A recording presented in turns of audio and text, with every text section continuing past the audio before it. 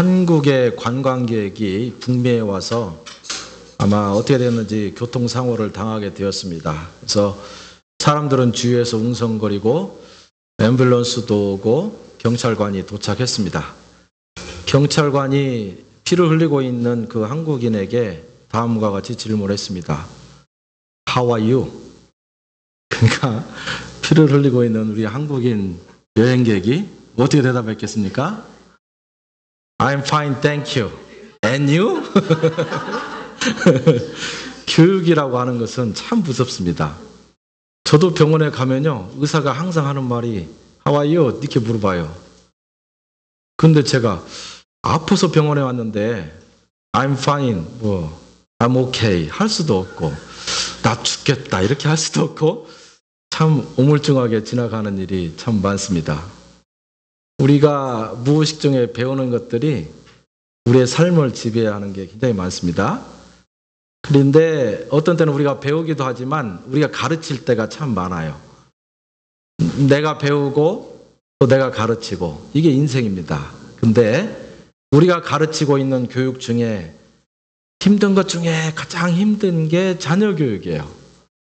자녀 교육이 왜 힘든가? 제가 말하지 않아도 여러분이 다 알고 있으리라고 생각합니다. 우리 초등학교 학생들을 자녀로 둔 부모님들은 내가 잘할 수 있지 생각을 합니다. 근데 애들이 티네이저가 되기 시작하면 잘할 수 없다는 것을 스스로 알게 돼요.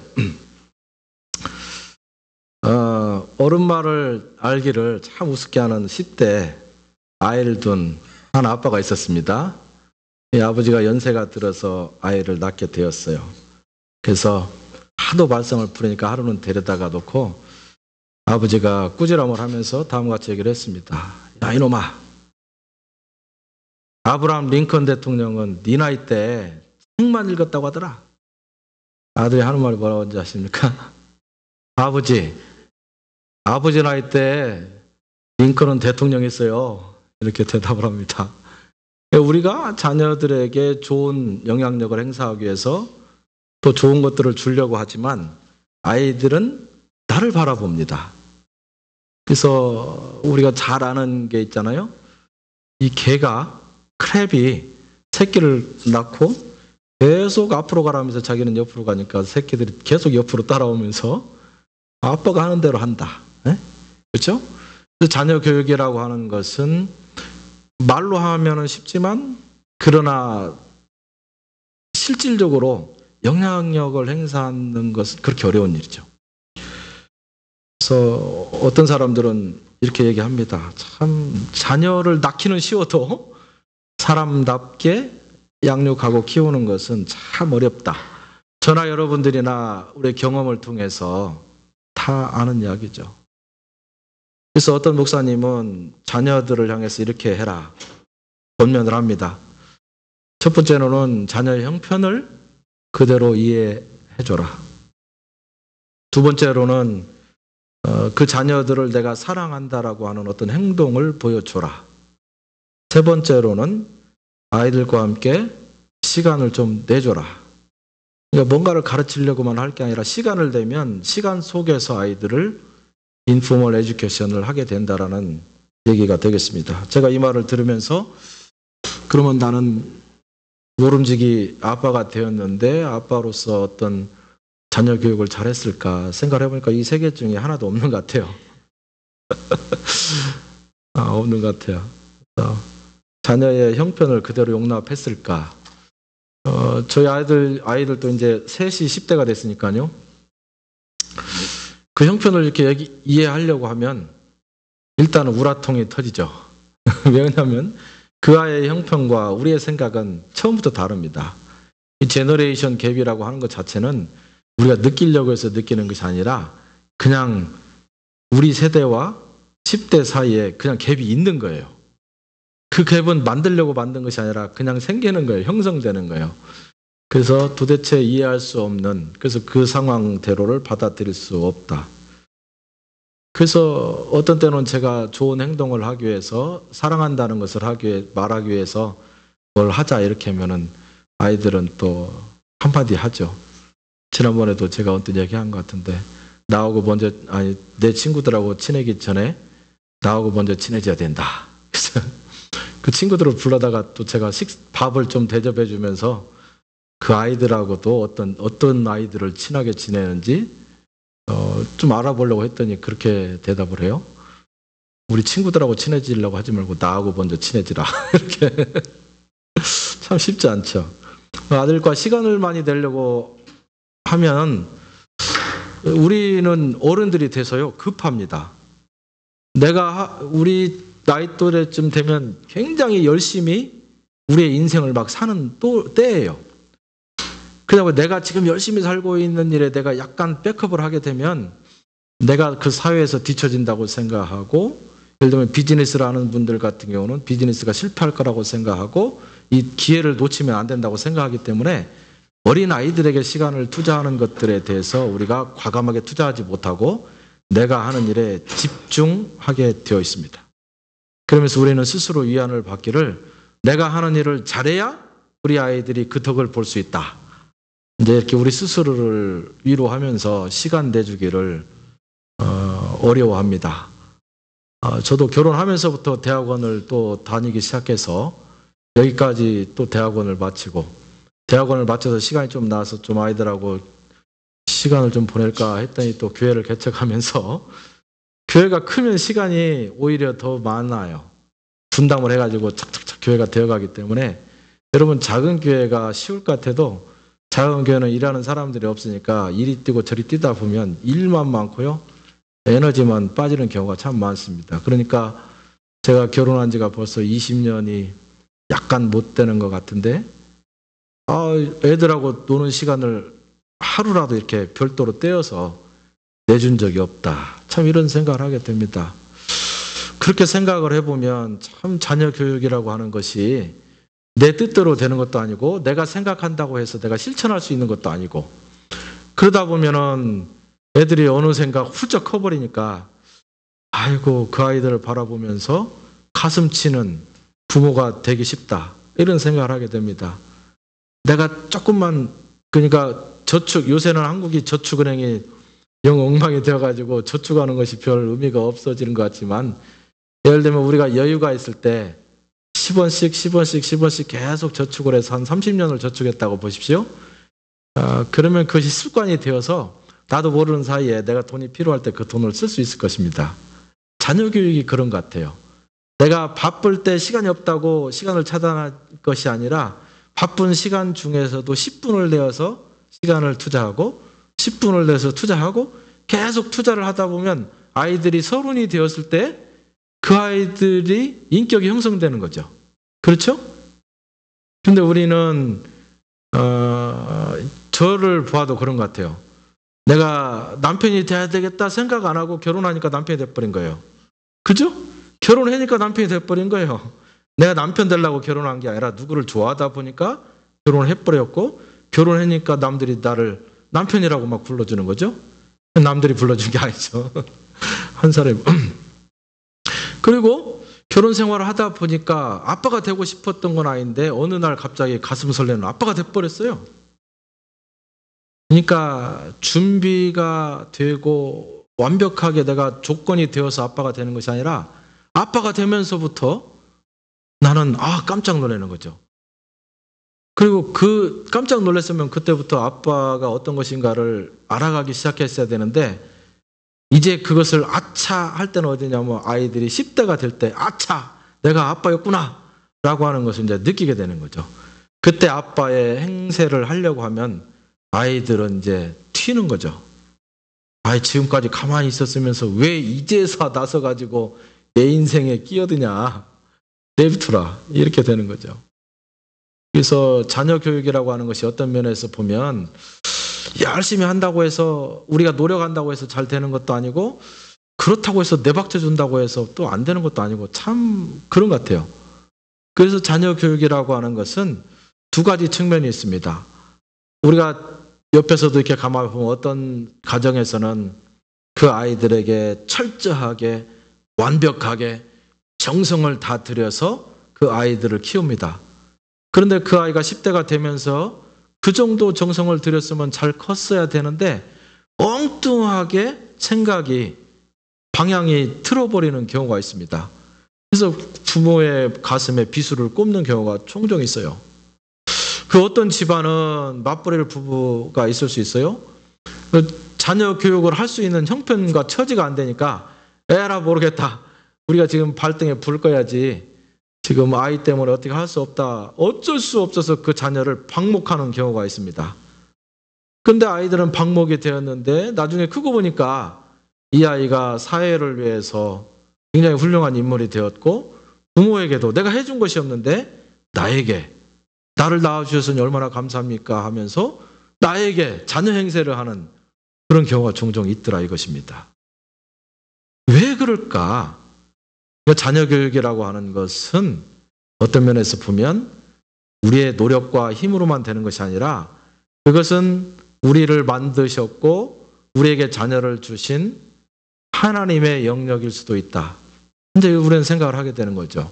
우리가 100%를 다 우리의 책임이 아니라고 내박져 둘 수는 없는 일입니다. 하지만 그러나 적어도 상당 부분이 자녀 교육이라고 하는 것은 창조주이신 하나님의 은혜로서 되어지는 부분이 참 많다.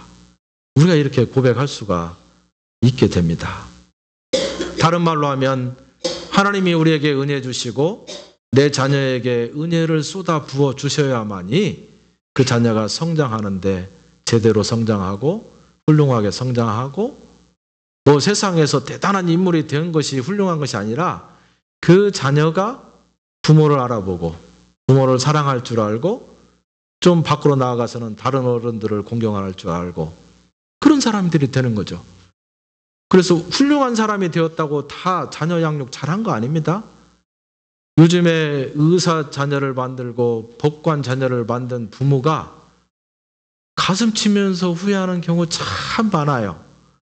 너무 그냥 적당히 훌륭하게 키웠어야 했는데 너무 훌륭하게 키워가지고 그 자녀가 나중에 훌륭하게 된 다음에 자기 부모를 부끄러워하는 거예요.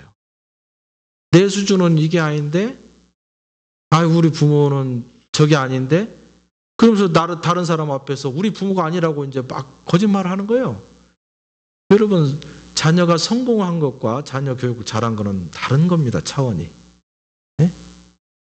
근데 성경에 보면 세상에서 볼 때는 정말로 위대한 지도자이고 정말로 훌륭하다고 박수를 받았는데 가정에 돌아와 보니까 별 볼 일 없는 아빠, 그 실패한 부모가 된 경우가 종종 보입니다. 예를 들자면 참 많이 있지만은 그러나 우리가 귀에 익숙하게 들었던 믿음의 조상 중에서 오늘 우리가 읽었던 사무엘이랄지 아니면은 솔로몬 왕이랄지 이런 사람들을 들 수 있습니다. 솔로몬은 다윗의 아들이었죠? 근데 솔로몬은 그 아들 때에서 나라가 두 개로 나눠져 버렸습니다.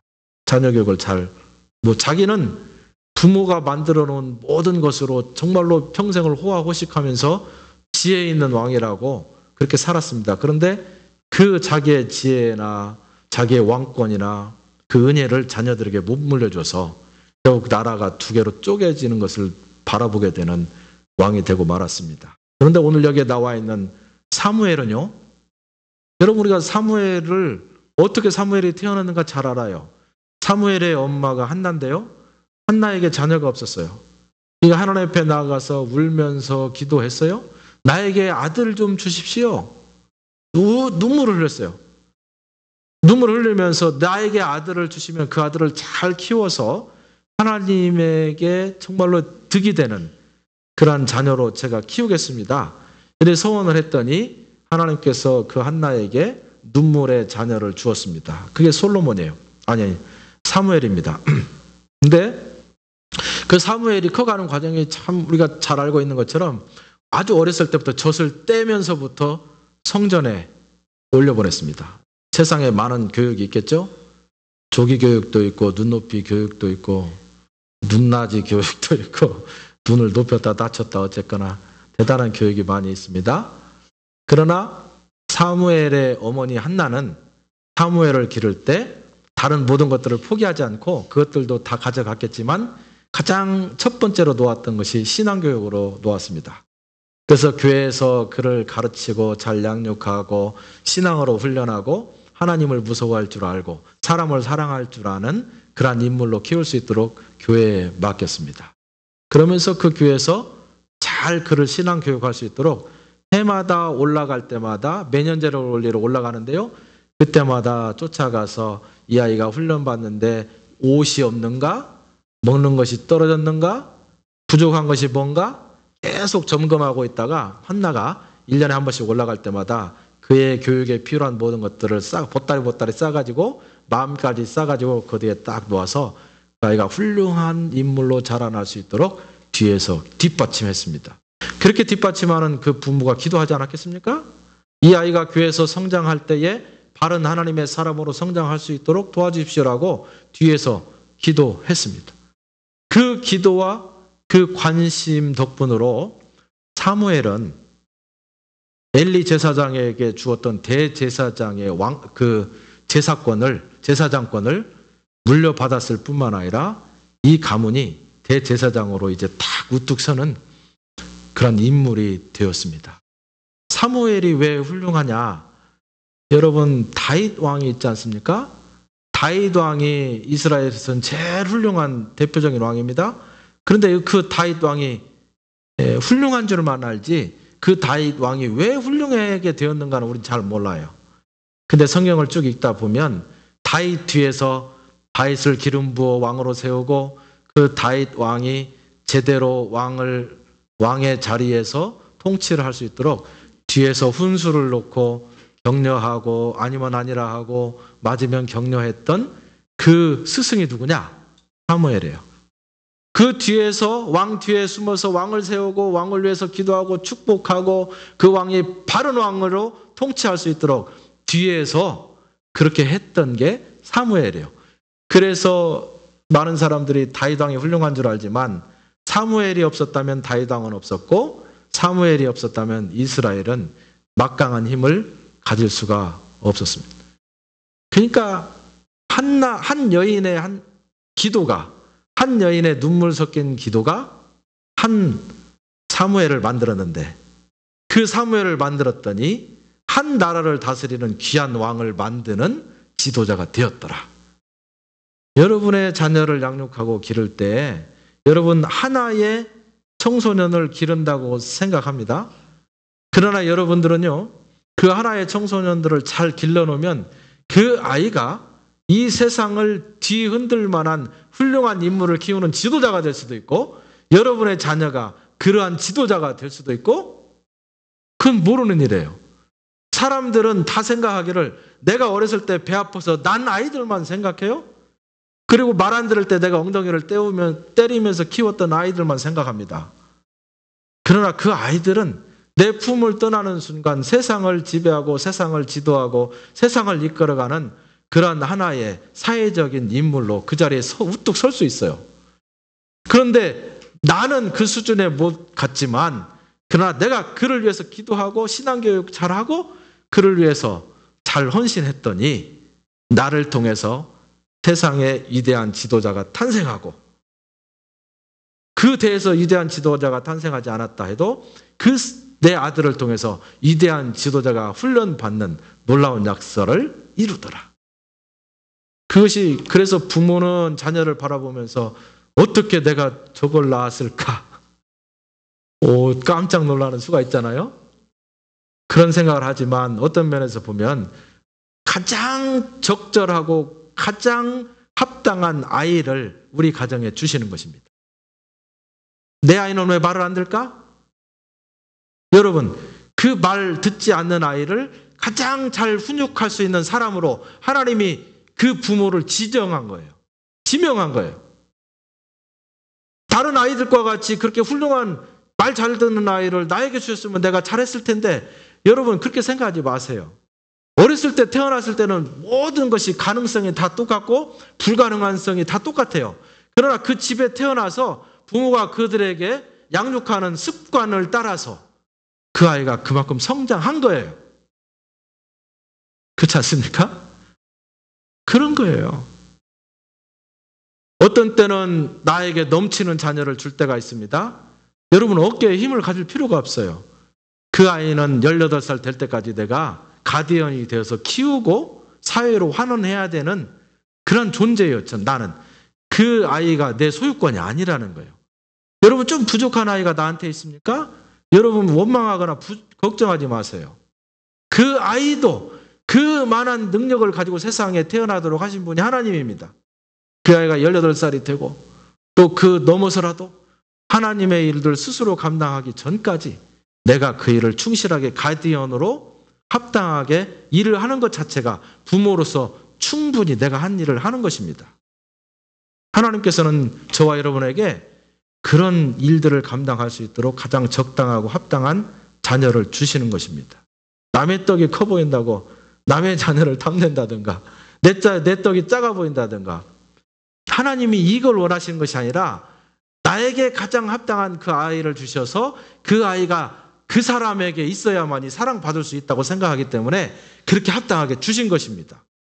그러니까 그런 줄 알고 감사함으로 자녀를 양육할 수 있어야 돼. 그런데요, 사무엘은 참 훌륭한 사람이었어요. 지도자로서 인격과 덕을 잘 갖춘 사람이었는데, 그런데 이 나이가 드시면서 이제 이 사무엘에게 두 아들이 있었는데 그 두 아들에게 이제는 권력을 이양해 줄 때가 됐습니다. 이 사무엘이 이스라엘에 있을 때는 왕이 없었어요. 사사 시대입니다. 사사는 제사장의 일을 감당하고 왕의 일을 감당하고 그다음에 법률을 감당하는 세 가지를 동시에 감당했던 거예요. 그러니까는 사무엘이 자기 아이들에게 그 일을 이렇게 맡기게 되었습니다. 그런데 본인만큼 아이들이 인격과 덕을 갖추었다고 생각해서 그랬는지는 몰라도 두 아이에게 일을 맡겼는데 이 아이들이 인덕과 인격과 덕이 사실은 없었어요. 그래 맡겨놓고 보니까 이게 나라가 뒤집어졌는데 우리가 3절에 보니까 짧지만 이 아이들이 어떻게 일을 했는지 드러나고 있습니다. 그 아들들이 그 아이비의 행위를 따르지 아니하고 이를 따라서, 그러니까 그 아버지의 행위는 정말로 인격과 덕이 충출했었는데 그걸 따르지 않고 이권을 따라갔다 이 말이에요. 아버지를 따라가는 것이 아니라 자기 이득을 따라가는 자녀가 되어서 그 다음 말이 뇌물을 취하고 판결을 굳게 하였다. 이렇게 나옵니다. 심각한 몇 가지 문제 중에 이 자녀들의 가장 심각한 것은 무엇이냐면 그 아들들이 아비의 좋은 모범을 따르지 않았다라고 하는 사실입니다. 이 사무엘은 시종일관 흠 하나 없는 사람이었어요. 시작할 때도 정말로 훌륭한 사람이었고 마칠 때도 훌륭한 사람으로 정말로 지도자 중에 지도자였어요. 그래서 우리가 사무엘상 12장 3절 말씀에 보면 이렇게 나옵니다. 참 대단해요. 내가 여기 있나니 사무엘이 이제는 자기의 일을 다 끝마치고 은퇴하는 은퇴식이에요. 은퇴식 석상에서 백성들을 향해서 지금 마지막 강연을 하는 겁니다. 내가 여기 있다. 여호와 앞에 그 기름을 부은 자 앞에 내게 대하여 증거하기를 내가 네 소를 취하였느냐? 네 나귀를 취하였느냐? 누구를 속였느냐? 누구를 압제하였느냐? 내 눈을 흐리게 하는 뇌물을 네 손에서 내가 취하였느냐? 그리하였으면 내가 그것을 너희에게 갚을 것이다. 내에게 지금 얘기해라. 근데 대단한 것은요, 그렇게 많은 백성들이 앞에 보였는데 사무엘에게 손들고 일어나서 당신은 이런 일을 취했습니다. 이런 잘못을 범했습니다. 라고 나온 사람이 하나도 없다라고 하는 사실이에요. 몇십 년을 통치했는데 털끝 하나 잘못한 것이 없는 훌륭한 지도자로 지금 은퇴식을 하게 되는 것입니다. 처음도 좋았지만 마무리 참 잘했어요. 그런데 이상하게도 이 훌륭한 아버지의 모범을 우습게 여겼어요, 자녀들이. 그리고 자기 이득을 챙겨주는 뇌물을 주는 대로 받아놓고 악한 지도자가 되었습니다. 이 두 아들의 이름이 뭐냐면 하나는 요엘, 하나는 아비야. 두 아들이에요. 근데 요엘이라고 하는 이름의 뜻이 뭐냐면 요엘, 여호와는 나의 하나님입니다. 이런 뜻이에요. 요엘, 여호와는 나의 하나님입니다. 두 번째 아비야. 아비, 아브, 아빠라는 말이에요. 우리나라하고 좀 말이 비슷해요. 예수님이 십자가에 돌아가시기 전에 7마디 한 중에 그 중에 뭐라고 하죠? 나의 아버지, 나의 아버지, 그죠? 네. 엘리, 엘리, 라마 사박다니. 엘리, 나의 하나님. 나오죠?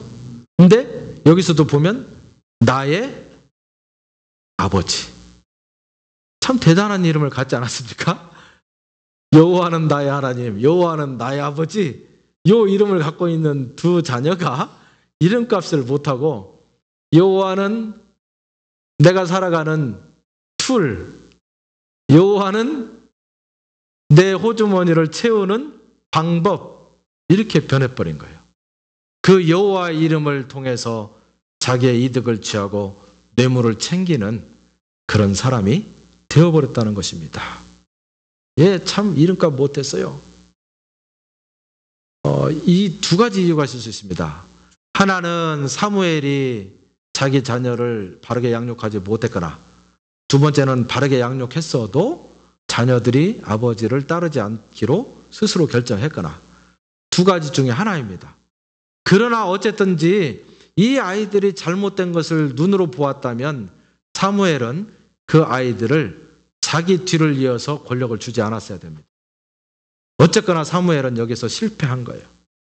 누구나 분수에 지나친 자리를 얻거나 감당하지 못할 힘을 얻게 되면 문제는 뭐냐면 자기가 망하게 됩니다.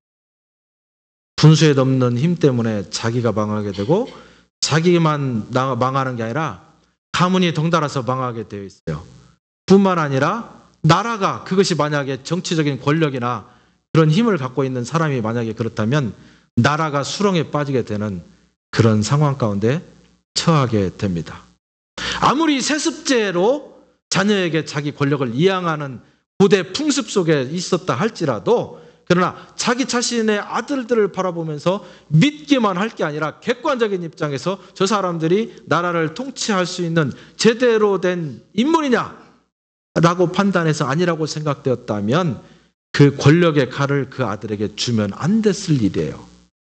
그러나 그 아들에게 명분만, 내 아들이라고 하는 명분만 생각하고 그에게 권력의 칼을 딱 맡겨버렸습니다.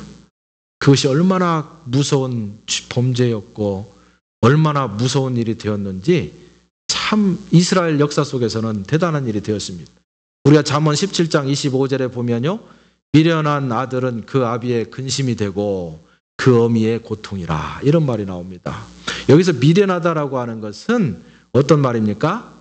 그 마음이 악하고 부모를 무시하고 그리고 바른 길로 가지 아니하는 그런 악한 사람이에요. 사무엘은 우리가 틀림없이 확신하건대 연세가 드셔서 그 권력을 이양한 다음에 여기에 말씀대로 미련한 아들 때문에 죽을 때까지 마음에 근심을 했으리라고 생각합니다. 성경에서는 나오지 않지만 그 부인, 사무엘의 부인, 이 두 아이의 엄마는 연세가 드셔서 돌아가실 때까지 고통 때문에 밤잠을 설치는 날을 사게 보냈으리라. 우리가 그렇게 생각을 하는 거죠.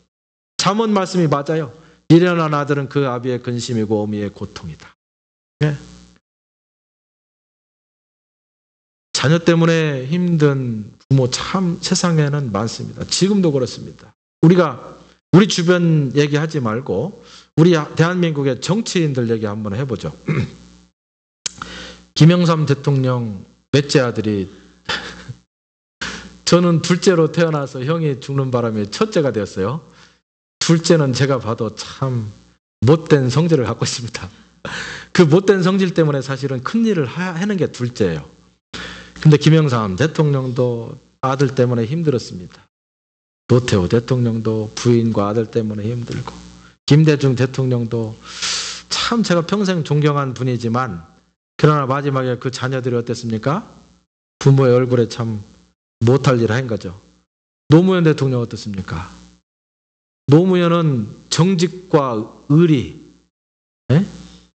그런 거 아니면 이분은 세상을 살아갈 수 있는 힘이 없는 분이에요. 근데 그것을 얘기하면서 5년을 대통령을 했는데 대통령을 하고 딱 돌아와 보니까 부인은 부인. 근데 물론 이게 사실인지 안 사실인지는 우리는 모릅니다. 그러나 겉으로 드러난 것을 보면 부인은 부인대로 자녀들은 자녀대로 일을 취했습니다. 그러니까 자녀들이 일을 취한 것 때문에 부모가 너무 고통이 심해서 이 고통보다 내가 죽는 게 좋다. 그래서 그런 결정을 한 거 아니겠습니까? 비단 정치계뿐만 아니라 권력을 갖고 있는 것은 교회도 마찬가지입니다. 지금 은퇴를 하신 많은 목사님들이, 큰 교회를 하신 목사님들이 은퇴를 하고 나니까 자녀들 때문에 머리가 아픈 목사님들이 참 많아요. 자기는 평생 열심히 정직하게 진실되게 뇌물을 취하지 않냐고 가난하게 산다. 끝나고 나보니까 자녀들이 부모의 이름값을 하니라고 뒤에서 이리 챙기고 저리 챙기고 권력을. 조영기 목사님이요, 4월 부활주일 새벽 예배를 하면서 제가 광고를 보고 그 동영상을 보았습니다. 40분 동안 설교를 했는데 마지막 설교하면서 말끝을 흐리더니 갑자기 여의도 순복음교회 그 큰 앞에 무릎을 꿇고 절을 다 하고 일어나서 눈물을 흘리는 거예요. 그러면서 나를 봐서 내 부인과 내 아들을 용서해달라, 이런 얘기를 해요. 왜 그렇게 됐냐면 여의도 순복음교회가 세계에서 가장 큰 교회입니다. 한때는 70만 명의 성도수를 갖고 있었어요. 거기에 신문사가 있고 방송국이 있고, 은행 주일날 헌금을 하면 이게 막 몇십억이 나오기 때문에 은행 직원이 창구에 와 있어요. 은행 직원이 아니면 돈을 카운트할 수가 없어요. 그러니까 목사님의 의도는 아니었는데 교회가 크다 보니까 권력이 붙고 재력이 붙고 하다 보니까 교회가 목사님의 의지와 상관없이 막 크게 돌아가 버린 거예요. 그러다 보니까 거기에 관련되어진 부인이나 자식들이 거기에 지분을 가지고 뭐 국민일보죠?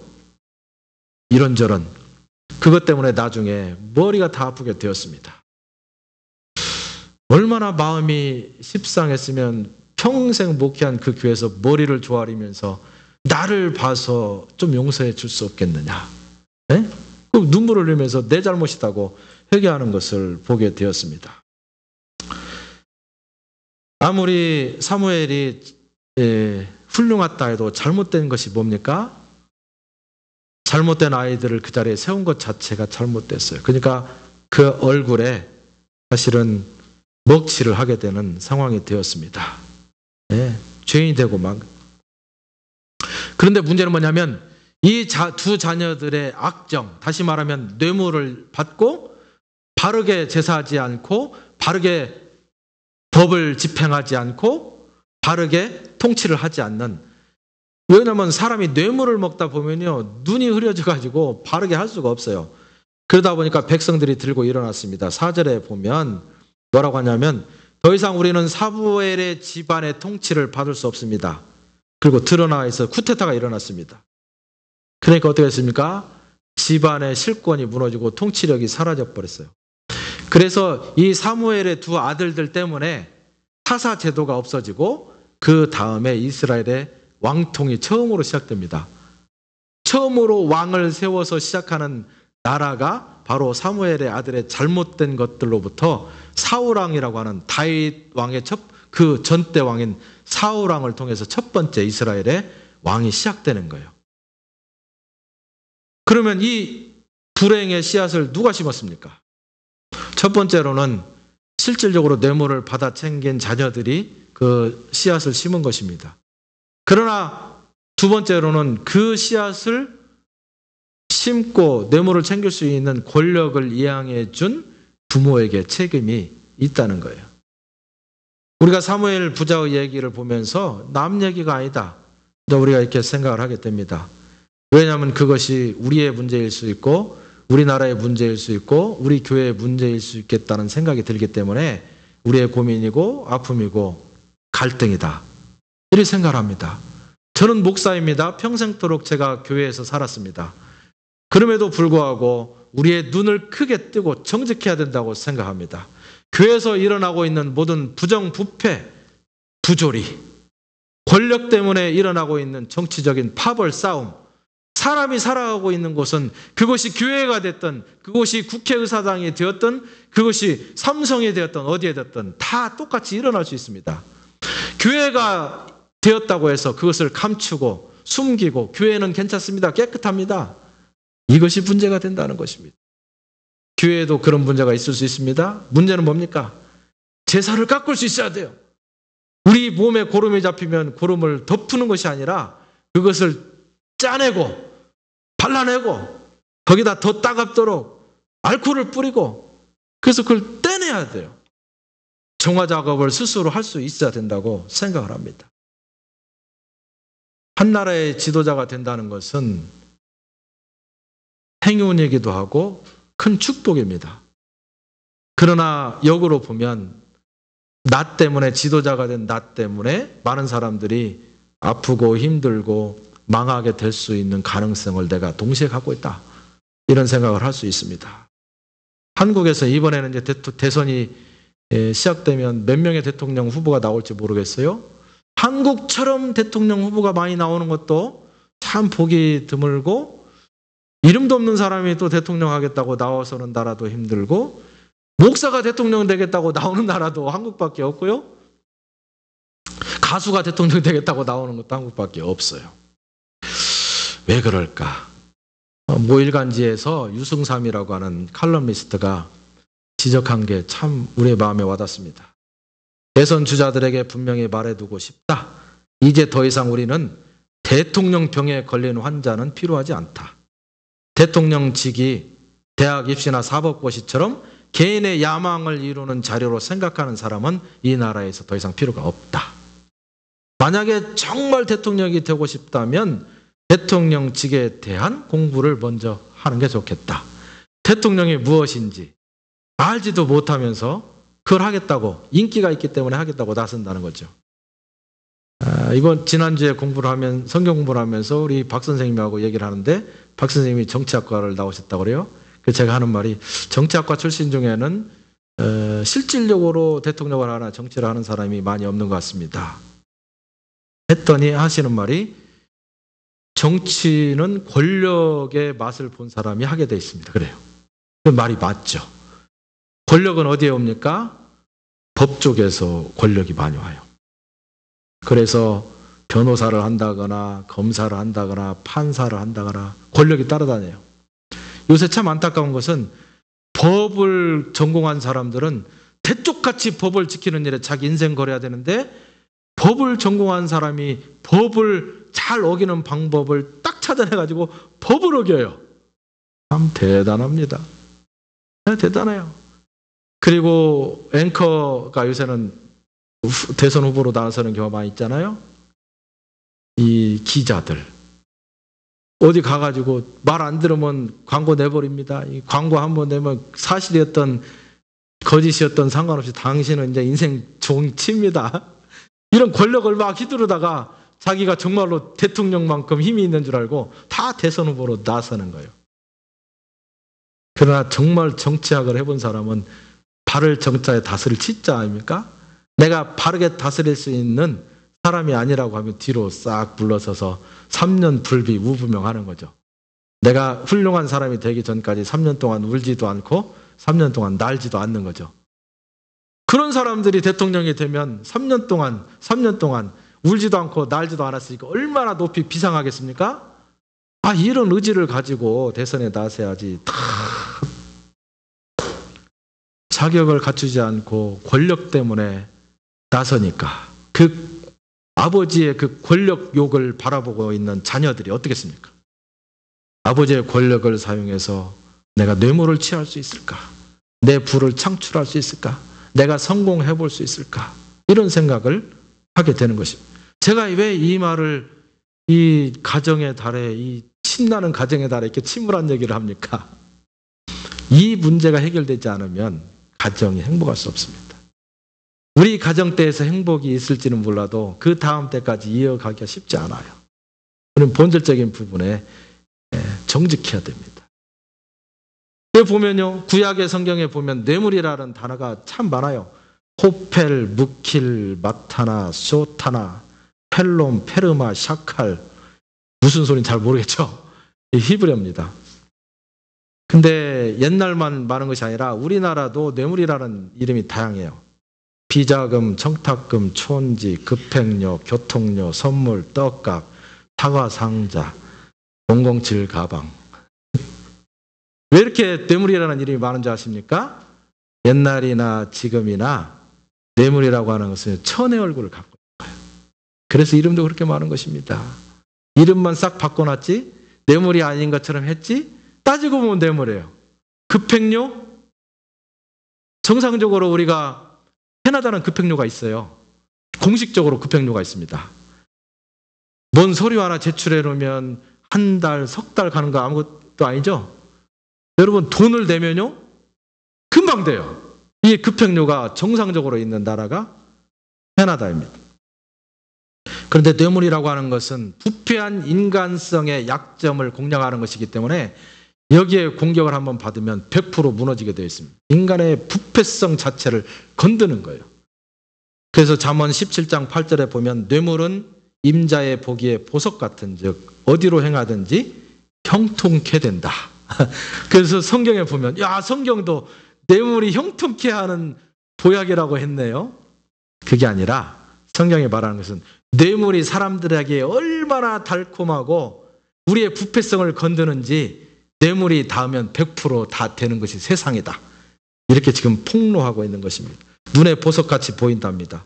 남몰래 보이지 않는 돈으로 주는 사과 박스, 사과 상자, 촌지 봉투가 내 눈앞에 보석같이 반짝반짝 빛나기 때문에 내가 그걸 취하지 않을 수 없다. 예. 그러나 이 뇌물이 개인과 가정과 사회에 얼마나 악 영향을 끼치는가를 우리가 체험하게 됩니다. 왜 그렇습니까? 뇌물을 주는 사람의 눈도 어두워지고 뇌물을 받는 사람의 눈도 동시에 어두워지기 때문에 선과 악을 구분하는 기준 자체, 우리의 양심녀의 분별력이 완전히 사라지게 하는 것이 바로 뇌물입니다. 그래서 출애굽기 23장 8절에 보면 뇌물은 밝은 자의 눈을 어둡게 하고 의로운 자의 말을 굽게 한다. 눈이 밝은 사람의 눈을 가려버리고 말을 곱게 하는 사람의 말을 틀어버린다. 뇌물이라는 겁니다. 장관이 돈을 먹었는데 어떻게 국민들이 원하는 바를 하겠습니까? 나한테 돈 준 사람이 원하는 바로 해야 되죠? 법관이 뇌물을 먹었는데 어떻게 정당한 사람에게 망치질을 해주겠습니까? 뇌물을 준 사람에게 망치질을 해줘야 되죠. 네? 그런 것입니다. 여러분, 드러내놓고 한번 얘기를 해보겠습니다. 여러분에게 요새는 뇌물을 주기가 너무 쉬운 세상이 또 됐어요. 옛날에는 10,000원짜리가 제일 컸었는데 한국에 50,000원짜리가 생겼습니다. 50,000원짜리로 이렇게 막 하니까 사과 박스가 얇아져도 이제 이게 세졌어요. 야, 캐나다에 여러분 1,000불짜리 지폐 보셨어요? 못 봤죠? 제가 맨 처음에 왔을 때 10,000불을 캐시로 찾으니까 1,000불짜리 10장을 주더라고요. 와, 캐나다에 100만원짜리 지폐가 있습니다. 그 다음부터는 한 번도 못 봤어요. 그러니까 결국 그것은 수표처럼 거의 수표예요. 근데 1,000불짜리 캐시예요. 여러분에게 50,000원짜리 지폐를 막 툭툭하게 해가지고 박스 하나를 딱 갖다 놓으면서 귓속말로 제 트렁크에 이 박스가 몇 개 더 있습니다. 저에게 당신의 눈 하나만 빼주세요. 이렇게 했다고 생각해 보십시오. 그 박스가 솔깃해서 여러분의 눈 빼줄 수 있는 사람 손 들어 보십시오. 하나도 없어요. 수많은 돈을 나에게 준다 해도 내 눈을 빼주면서 그 돈을 취할 만한 사람이 하나도 없다는 거예요. 그런데 왜 촌지 조금에 딱 넣어주는 것에 여러분의 양심의 눈을 그냥 쑥 빼줍니까? 그런 걸 생각해 보지 않으셨죠? 뇌물은 우리의 눈을 흐리게 한다. 조그마한 총지 봉투가 우리의 양심의 눈을 빼가는 것입니다. 우리는 아무 생각 없이 그저 몇만 원에, 몇백만 원에 우리의 육체의 눈도 아닌 우리의 양심의 눈을 그냥 쑥쑥 빼줍니다. 우리의 양심은 어디로 간지 사라져버립니다. 그것이 양심.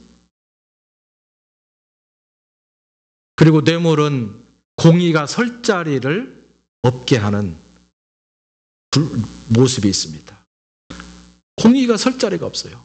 다 뇌물을 발라놔 버리니까 정직한 것이 그 자리에 서야 되는데 뇌물을 딱 발라놓으니까 미끄러져 가지고 정직과 공의가 그냥 쑥쑥쑥 미끄러져서 저 밑에 내려가 있는 거예요. 가장 중요한 것은 무엇이냐면 뇌물은 우리로 하여금 하나님의 음성을 듣지 못하게 하는 악한 모습이 있습니다. 이사야 1장 15절입니다. 너희가 손을 펼 때에 내가 눈을 가리우고 너희가 많이 기도할지라도 내가 듣지 아니할지니 이는 너희의 손에 피가 가득함이라. 성경에서 말하고 있는 것은 무엇이냐면 여러분들이 뇌물로 의로운 자, 가난한 자를 억울하게 했다면 그것을 가리켜서 뇌물로 손에 피를 묻혔다고 성경이 말하는 것입니다. 뇌물을 받고 그 뇌물을 받고 가난하고 정직하고 그러나 그 사람이 좀 불쌍하고 억울한 사람을 정직하게 대해주지 않았습니다. 그래서 그 가난한 사람의 피를 손에 묻힌 것입니다. 만약에 뇌물을 통해서 우리 손에 피를 묻혔다면 하나님이 우리에게 아무리 달콤한 얘기를 한다 할지라도 우리는 그 소리를 들을 수 없다라는 이야기입니다. 아담과 하와가 처음에 범죄했습니다. 범죄한 다음에 그 손에 범죄의 피가 묻었습니다. 하나님이 아담과 하와를 불렀습니다. 그 전에 아담과 하와를 부를 때 아담과 하와는 너무 행복해서 그에게 달려갔었습니다. 그러나 범죄한 이후에는 하나님이 불렀을 때 숨었습니다. 두려웠습니다. 하나님의 음성 듣기가 싫었습니다. 그와 마찬가지입니다. 우리는 양심이 있어요. 적어도 하나님의 모양을 우리가 아직까지 갖고 있는 미말의 양심이 있습니다. 우리가 불법인지 아닌지 나는 모르고 다 청문회 하다 보면 그것이 죄인지 모르고 했습니다. 말도 안 되는 거짓말을 하고 있는 것을 보게 됩니다. 참, 저 사람들이 공부할 만큼 다 하고 정말로 저 권좌에 앉을 만한 지식을 갖고 있는 사람인가? 이것이 옳은지 그른지를 모르고 했다는 게 말이 됩니까? 말이 됩니까? 알면서 다 한 거 아니에요. 자기 양심이 아니라고 얘기하는데 한 거 아니에요. 그래 놓고 싹 돌려서 하는 말이 그것이 불법인지 몰랐어요. 그게 우리의 양심이 그만큼 무뎌지게 만드는 것이기 때문입니다. 하나님이 우리에게 하시는 말씀을 듣지 못하게 합니다. 그러니까 여러분, 뇌물을 받고 우리가 하나님으로부터 달콤한 말을 못 들어야 되겠습니까? 그 우리 어떻게 해야 되겠습니까? 어떤 사람들은 그러면 교회가 권력을 가지고 이 세상의 부조리와 부정부패를 다 처단하면 좋지 않느냐? 여러분 어떻게 생각하십니까? 안 됩니다. 한때는 우리가 장로님이 대통령이 됐다고 야 드디어 한국 사회가 부정과 부패가 다 청산되고 구석구석이 깨끗해지겠구나. 여러분 몇 년 지나고 어떻게 우리가 결과로 됐습니까? 우리가 확신한 게 된 것은 무엇이냐면 권력을 등에 업고 나아가는 사람은 권력으로 망한다. 네? 이 교훈을 얻었지 않습니까? 다른 말로 하면 힘을 가지고 행사하는 교회는 그 힘으로 망한다. 그거예요. 교회가 점점 커지고 인원이 많아지고 대력이 커지고 교회 건물이 반짝반짝 멋지고 해서 교회 권력이 있어서 거기에서 말하는 목사 한마디가 법처럼 행해지는 그 권력을 잊고 무엇인가 했을 때 그 권력으로 망한다는 거예요. 그런 교회를 지향해서도 안 되고 만약에 그런 교회로 우리가 가고 있다면 그걸 뜯어 말려야 되는 것이 우리예요. 왜냐하면 우리의 등 뒤에 힘을 얻고 있다면 그 힘 때문에 망하게 돼. 칼을 쓰는 자는 칼로 망한다는 얘기가 있지 않습니까? 어떤 사람은 그러면 우리 교회가 힘을 얻지 말고 끊임없이 약자 편에서 권력을 향해서 대항하면 어떻습니까? 여러분 그것도 해봤잖아요. 교회 다닌 사람들이 법이 아니라고 날마다 쫓아가서 데모하고 그러면 직장에서 남아있을 사람이 어디 있겠어요? 다 잘리죠. 학교에서 퇴학 안 맞을 사람이 어디 있습니까? 다 퇴학 맞죠. 어떻게 해야 되겠습니까? 가장 쉬운 방법이 있습니다. 그것은 우리의 권력과 우리의 저항력이 아니라 우리가 갖고 있는 좋은 영향력을 키워나가는 것입니다. 우리에게 하나님께서 어떤 영향력이 있다고 했습니까? 빛과 소금의 영향력이 우리 가운데 있다. 그럼 우리가 가지고 있는 빛과 소금이 왜 영향력을 발휘하지 못합니까? 빛이 비추려면 빛을 갈고 닦고 깨끗하게 해야 되고, 소금을 짜게 하려면 소금을 써야죠. 소금을 쓰지 않냐고 독 속에 가둬놓고 나는 소금이다 그러고 있으면 안 되고, 우리를 큰 뭘로 가둬놓고 빛이 안 비친다 하면 안 돼요. 그걸 다 걷어내고 비친 것을 확실하게 외칠 수 있어야 되고, 내가 소금이고 정직한 모습들을 내가 소금이라고 외칠 수 있는 그런 영향력을 우리가 행사할 수 있어야 된다고 하는 사실입니다. 좋은 영향력을 행사할 수 있는 방법이 있습니다. 우선 가장 먼저 해야 되는 것은 뭐냐면, 아까 좀 전에도 얘기했던 것처럼 우리의 손을 깨끗이 해야 됩니다. 깨끗이 해야 돼요. 깨끗이 한다는 것은 무슨 말입니까? 뇌물을 주지도 말고 받지도 말아야 돼. 내가 손이 들어오는데 어떻게 다른 사람에게 좋은 영향력을 행사할 수 있겠습니까? 손 좀 씻으세요. 그런데 내 손 보면 시커매요. 누가 따라오겠어요? 그래서 시편 26편 10절에 보니까 이렇습니다. 하나님이여, 저 세상 사람들의 손에 악독함이 있습니다. 그 오른손에는 뇌물이 가득합니다. 그러나 나는 나의 완전함에 행하겠습니다. 그런 결단이 우리 가운데 있기를 축원합니다. 다른 사람들이 더럽다, 뇌물 받는다 욕하기 이전에 저 사람들이 저렇다면 나는 더 그 완전함에 행하겠습니다. 나는 하나님의 도를 따르고 하나님으로부터 말씀 듣는 바대로 행하기로 결단하겠습니다. 내 손에는 피를 묻히지 않겠습니다. 더러운 것을 묻히지 않겠습니다. 해야 된다는 것입니다. 내 손에 더러운 걸 묻히면 금방 부자가 될 것 같아요. 그렇잖아요? 그러나 묻히면 묻힐수록 부자가 되는 것이 아니라, 정말로 고기 반찬에 호텔에서 가장 맛있는 음식을 먹을 것 같아도 그러다가 잘못해가지고 어떻게 해요? 찬물에 콩밥 말아 먹잖아요. 단무지 몇 개 갖다 놓고 찬물에 콩밥 말아 먹어요. 네? 그것이 우리 사회에서도 정의가 항상 이기게 돼 있어요. 근데 하나님 앞에서는 우리가 피해갈 수 없습니다.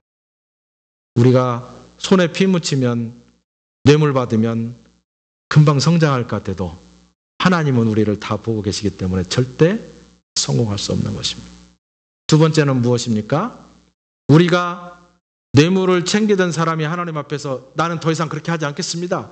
그리스도인으로서 정직하게 살아가겠습니다. 그렇게 결단하면 주위에 있는 많은 사람들은 야, 그거 대단하다 이렇게 생각할 것입니다.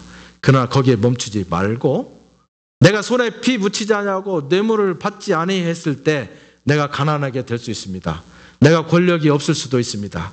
그럼에도 불구하고 내가 가난하고 권력이 없는 그 상황에서 해피하게, 행복하게 있는 것을 감사할 줄 알고 그 가족과 아울러서 그것을 즐기는 것입니다.